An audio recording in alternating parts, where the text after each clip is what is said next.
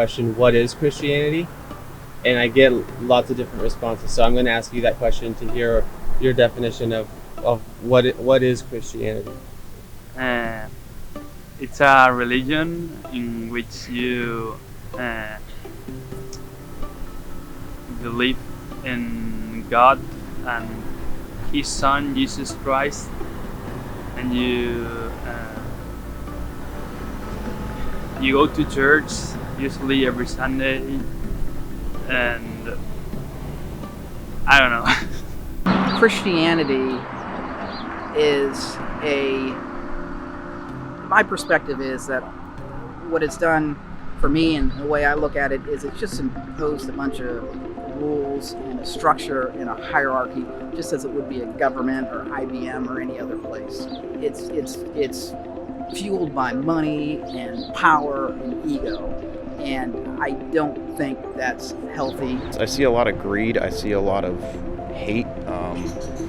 I don't see much good coming from it. Our country has been founded on Christianity and just the control of it, and it's not even really about God, it's about control. It's more of a commercialized industry that it's a social thing. It's so many ways to describe it. It's really no different than most religions. I mean, there's little parts of the story that are different, but it's all the same moral, boundaries and whatnot. Some of his teachings and his philosophies coincide with a lot of the other prophets, Buddha, all that kind of stuff. And it all goes down to how you treat other people. And if you treat other people right, it's going to come back to you.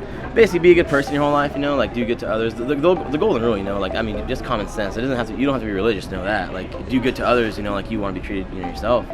I don't necessarily think that Christianity is the only way to access God or spirituality.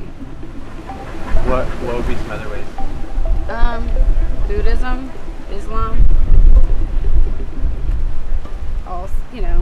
I think that there are plenty of atheists who have access to truth as well. Forgiveness, compassion, grace, faith, belief, and that Christianity will teach you those things and will get you there, but it's not the only way.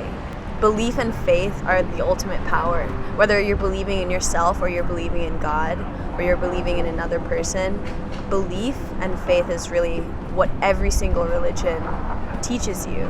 Basically, I think it's possible to achieve a heavenly state, to get to heaven without necessarily needing Jesus' hand. Where do you get that idea from, just out of curiosity? That idea, I don't know. That's my own interpretation.